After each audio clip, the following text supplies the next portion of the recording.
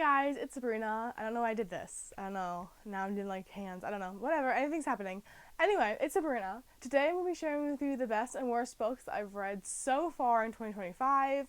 I did do the mid-year book freakout tag, but I think this is like having a list for me. This is a lot more fun because I can talk some shit and also talk excitement over the books that I like. I don't know what I'm saying. Let's just get into it. I'm going to start with the worst books, so that's like leading up to the best, because I just feel like that's a more positive manner. So let's do it. The first book I have on my worst list is Down Below by Leonora Carrington. This book is specifically on the worst list because it was such a letdown. So this is a memoir, and it's written by a famous artist, Leonora Carrington, and it's supposed to detail a time in her life when her lover was taken to a concentration camp and she just had to go to a psych ward as a result. So I expected this to be really emotional and hard-hitting. Like, I mean, you're in a psych ward. How much more emotional and hard-hitting does it get? But it was just so boring, and I read like a fever dream. Like, I couldn't really understand what was going on, and so I didn't like it at all. Which was so disappointing because I really went into it like expecting to find another favorite author. I expected, because it was an NYRB book, and it was my first NYRB book, and you hear so much about that publisher that I was really expecting something special, and unfortunately I was really let down. So that sucked. Anyway, next book on the list is Assistant to the Villain. I don't have the author's names written down on this Google Doc, which I'm just now realizing. So anyway, if I don't hold up the book, there will be a little picture and you can see the author's name there. I'm so sorry. Assistant to the Villain, I read in a reading vlog where I read romantasy books for Valentine's Day this year. And the vlog did not go well, let me tell you that.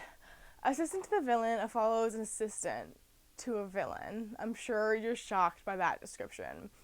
And it's essentially this girl who's been living in this village her whole life, and her whole life she's grown up with stories about this like notorious villain who's just so awful and so evil. And then one day she just happens to like run into him, and he's like, "Hey, you need a job?" And she's like, "Yeah." And then she just starts working for him, and of course he's not actually like a villain. Like, everything he does is for like good reasons, even if he is killing people. So I found this book to be incredibly cringy and incredibly stupid. Like, it was honestly incredible how dumb the main character was. It was just so unbelievable, because if you're setting up this whole premise where there's this like super evil, super villain dude, but then someone who's grown up with that notoriety of him all of a sudden just decides to work with him after bumping into him in the forest one time and realizing that he's actually kind of cute. Like, it doesn't make any logical sense at all. And I just found it to be so stupid. Like, I can't rant enough about how much I disliked this book. This is the kind of book that makes me like lose faith in publishers, because like, why did you publish this crap? Like, I don't get it. It makes me lose faith in readers a little bit, which is such like a pretentious, obnoxious thing to say, but I really don't get why people want to read books like this. Like, it's not fun. I get it a little bit because it is like an entertaining book, but it's just such shit. Like, it's such an awful book. I don't get it. I'll stop there, but I do not get it. Next on the list is Cherry by Nico Walker. I did remember his last name. I don't know why. This book, oh god. So the interesting thing about this book is that it's written by someone who's currently in prison, and he's writing like a fictionalized version of the events that led to him going to prison. So our main character he joins the army or something in America and goes off to war in either Iraq or Afghanistan. I can't remember which one it was. I think it's Afghanistan. And after he comes back, he gets addicted to drugs and he starts robbing banks. And it sounds like it could be so interesting. But the main character, which is written as like a fictionalized version of the author, is incredibly misogynistic all the time. And it's just so gross. Like, I understand reading books that don't like promote what they're writing. Like Lolita, you know? Like, he's not promoting pedophilia in that book, obviously. So I get that a book can explore a topic without like meaning to promote it, but that's just not what the author was doing here. Like, he's just misogynistic. I didn't like it. And on top of that, it was boring. And how can a book about that stuff be boring? Like, it doesn't make any sense. No, it was a bad book. I did not like it. I read that in my Reading Julian Baker's Favorite Books vlog if you want to check that out.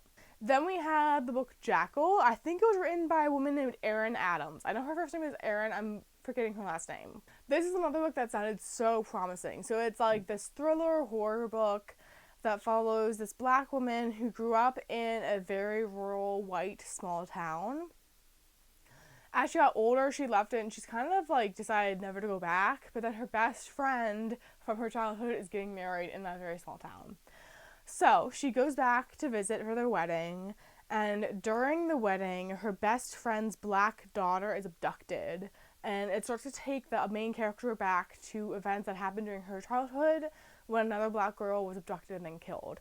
And she's kind of reckoning with the fact that it could have been her, the fact that there's like these racist undertones to her town. There's a lot going on there. I didn't like this book because it ended up having a supernatural element to it. And just personally, this is like, it's a me thing. Like, it's a my fault thing. I don't necessarily think this is a bad book, but it made my personal worst books list so far. Just because I hate when I go into something expecting it to just be like a thriller or horror book, and it's all like normal and like just not supernatural, and then all of a sudden at the end there's like a supernatural cause thrown in. I hate that so much. I don't know why. Because I think actually there are hints of it throughout the book. So as I'm talking about this more and more, I'm feeling like worse for putting it on this list, but I didn't like it, so it has to be on the list. It's a stressful situation for me now. So let's move on to the next one, which I can confidently shit on, and that is A Soul to Keep. I believe the author's pen name for this book is Opal Rain, which is just awful. Awful. It's obviously not a real name. This is one of the books that I read for my monster porn vlog, which if you haven't watched that, go check it out, because I talk about these books in depth and they're pretty fucking insane. So this book, I don't even remember. It's like some weird demonic monster. Like, it's a made up monster that I've never heard of before. And it takes place in this world where these monsters and demons roam the land. And there is this one, and they like feed off of fear or something like that. Or fear makes them hungry. I don't know. And there's this one girl whose whole family was like killed by demons when she was younger. And because of the fact that she survived that, the whole town ostracizes her. And they put her up as a sacrifice because this monster wants a young girl to be sacrificed to them every 20 years or something like that. And then she goes back to like the monster realm to live with this monster, and it turns out he just wants love. Like, I hate this book. This is honestly one of the worst books I've read in my entire life. It was like 500 pages or something, and it was just remarkably boring. And like, the thing about the other monster books that I read is that they weren't good. Like, I didn't like any of them. They all could have been on this list. But I chose only to include this one because it was just atrocious how bad it was. I can't imagine a more boring book. Like, everything that I told you happens in the first, like, 50 pages. It's just this woman just being in love with this monster, but not wanting to admit it, and it's just that over and over and over and over and over and over and over. It's so boring. It's not worth the paper it was printed on. It's incredible how bad this book is. I can't talk about that enough. I can't stress that enough. Next on this list is a controversial one. Where is it? Where are you? Oh, it should have been here. Oh, there it is. Okay, everything's fine. It's controversial because it's a classic. And that classic is Dante's Inferno. So I was going to do a whole reading vlog where I was going to read the books that inspired Catabasis, which is R. Kwong's newest novel. And apparently she took a lot of inspiration from a lot of classics. And I haven't read many classics, so I wanted to use this vlog as an excuse to read some. And this was the first book I picked up, and I hated it so much that I scrapped the entire vlog. This put me in a huge reading slump. And I don't understand why, because the premise is so interesting. Like, it's this guy, like, visiting all these different layers of hell. And that sounds so cool to me. Like, I'm an emo girl. I like that. But it was just the most boring book imaginable. It had all these references to all these, like, Greek things and all these Italian. I didn't understand any of it.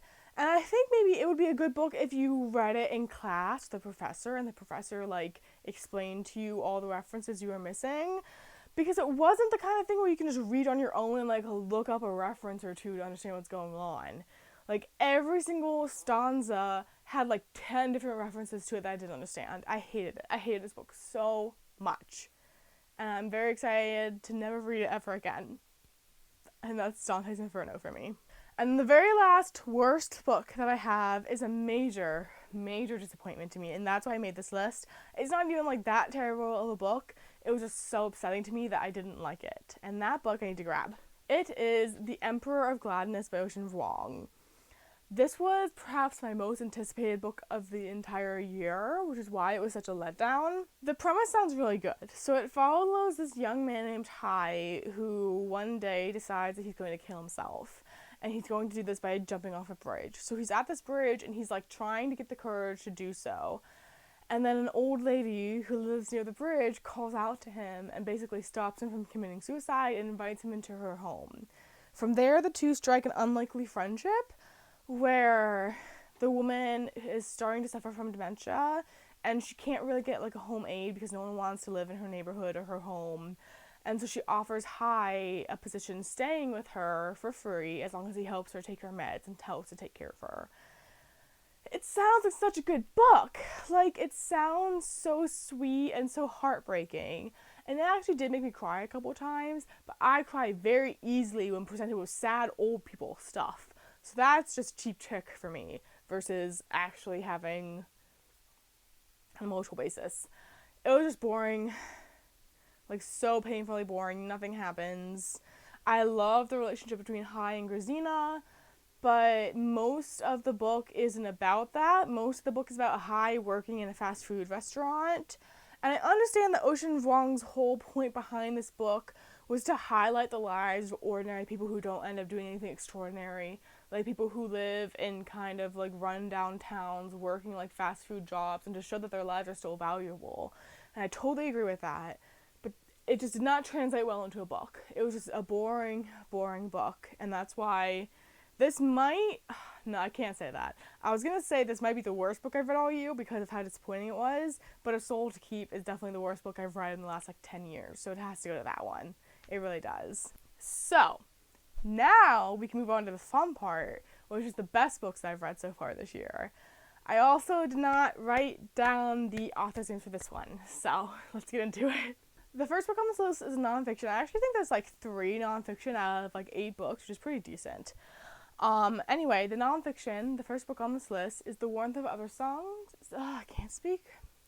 The Warmth of Other Suns, The Epic Story of America's Great Migration by Isabel Wilkerson. If you don't know what the Great Migration was, essentially, what was the time period? From 1915 to 1970, there was a mass exodus of Black Americans from the American South to the West and the North. And this author went and interviewed like thousands of people who had been a part of this mass exodus. And then she wrote this book focusing on the stories of like 3 or 4 of them specifically. So this is the kind of nonfiction book that doesn't really read like nonfiction. It reads more like fiction because you're following these people's like eventful lives from the start to the end. And it just puts so many things into perspective for me. And this book kind of exemplifies for me why I love reading about history, because you learn about something that you had never considered before and it changes your whole perspective on like your entire country. And it was so cool to read, not like cool, let me change that word. It was so hard to read. Like, I say cool because it was so interesting. And that's why that synonym came out. But in reality, this is a really hard book to read because it's all about racism. It's all about what Black people have gone through in America. And, I mean, this book takes place after slavery has been abolished, but you're still seeing slavery in the United States.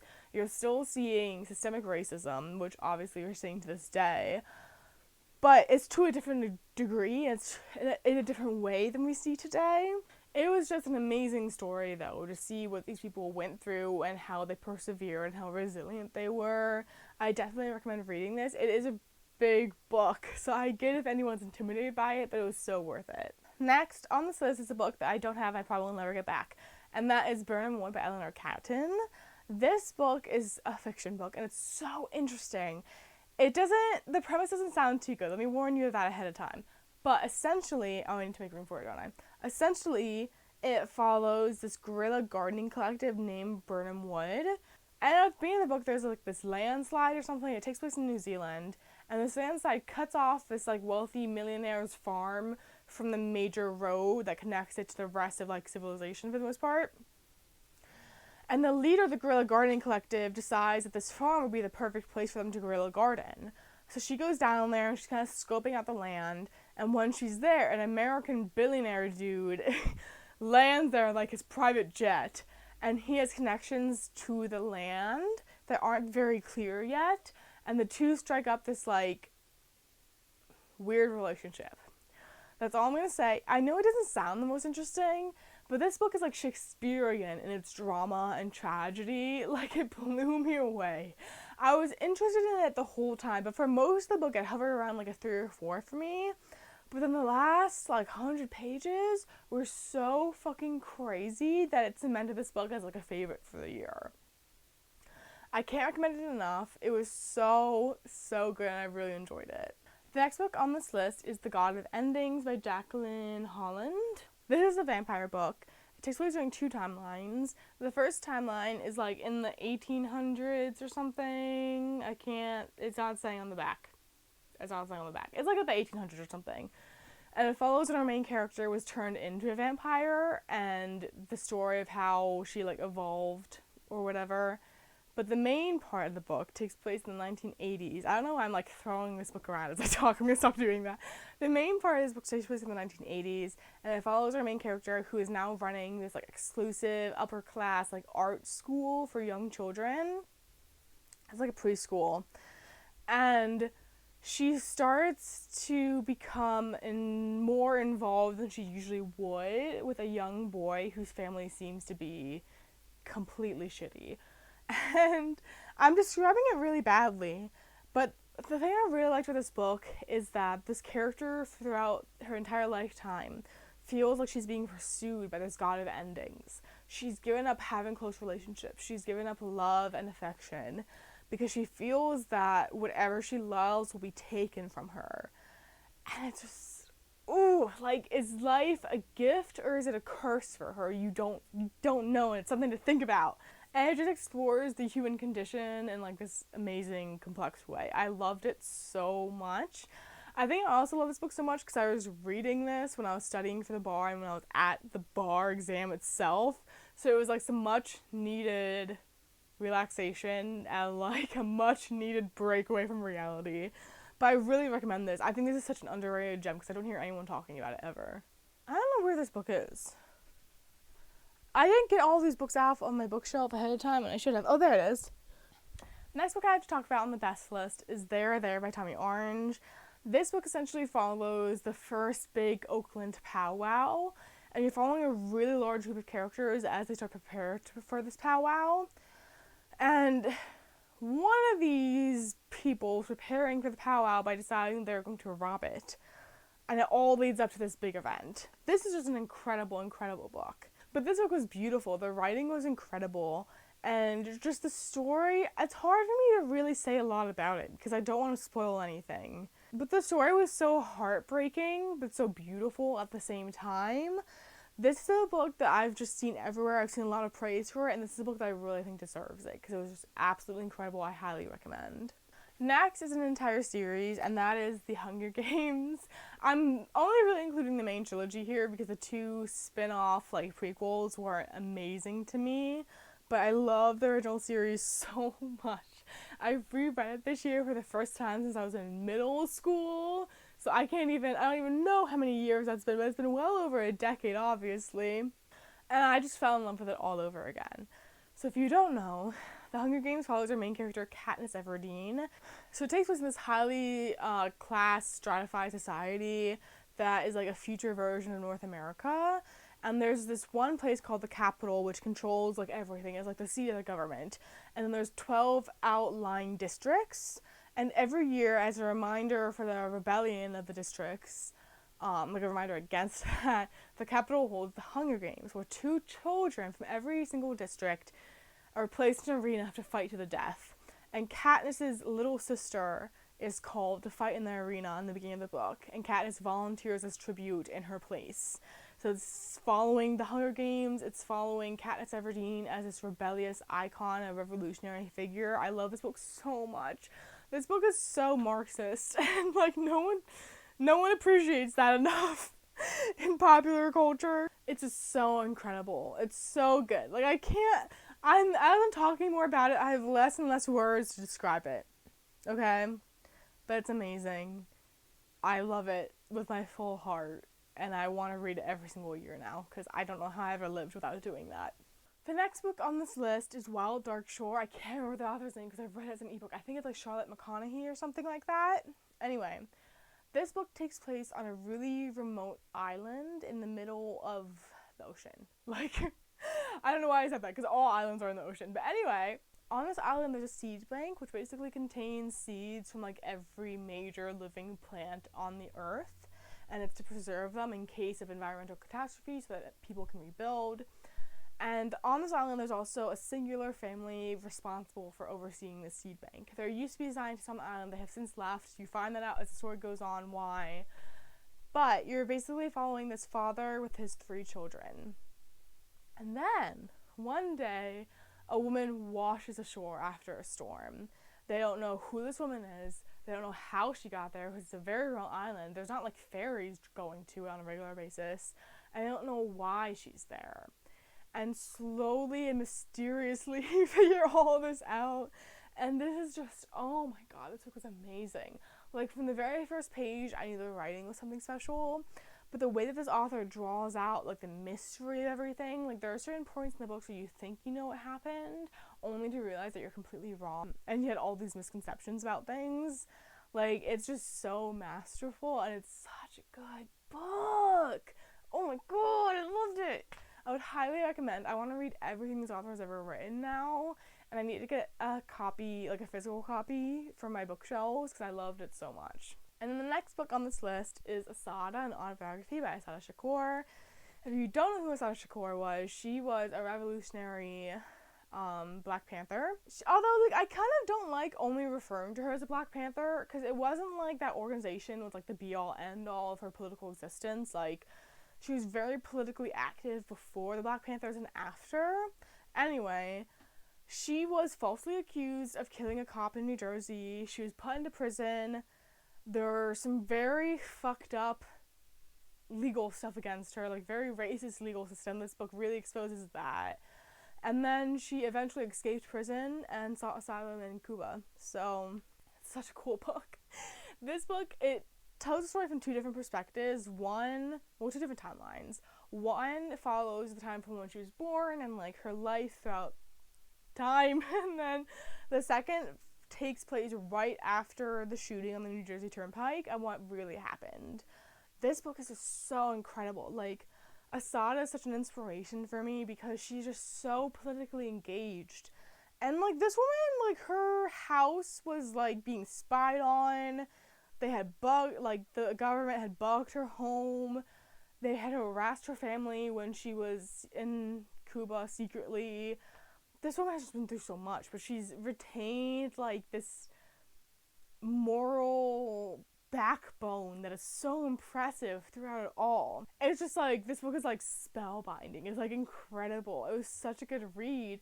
And I also really liked learning about the Black Panthers, because I've never read anything by a Black Panther before, which is certainly something that I need to make up for. Like, I need to read a lot more about the Black Panthers, because I'm so interested in them. But it was really cool to get an insider's perspective, because she actually disagreed with a lot of what the party was doing, and she ended up leaving the Black Panthers towards the end. But an incredible, incredible book, something I think everyone should read, because if nothing else, just for the fact that it exposes our legal system and how people are set up and how racist the system is.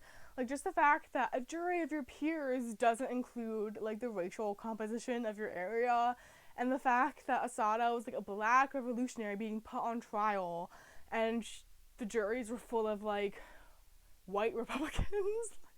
Stupid, I hate it. Love the book, though, so good. And then we have come to the very last book on this list, which is so sad, because I love talking about the books that I love and hate. And that book is Red Comet, The Short Life and Blazing Art of Sylvia Plath by Heather Clark. This is a hard book to hold on to. It is so heavy. This book is like 1,000 pages long, and I have not shut up about this book since I read it. Like, if you ask anyone that knows me, I cannot stop talking about Sylvia Plath recently. It is honestly an issue. So, this is a biography of Sylvia Plath. It takes you from her birth to her death and everything all between.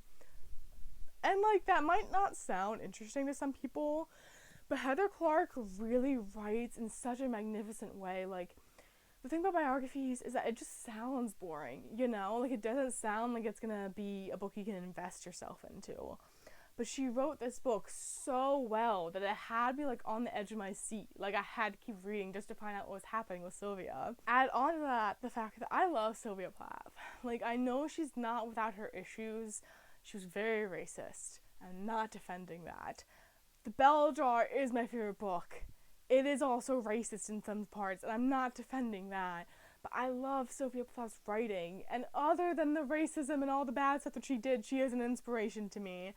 Just like basing that just based off of her resilience in the face of all her mental health issues. Like, yes, she did end up killing herself, but she's been through so much before that, and she had other suicide attempts that she did survive, and she did keep fighting. And oh man, I'm gonna cry. I love this book, and I loved learning about Sylvia Plath's life so much. Like, I feel like I learned so much about her.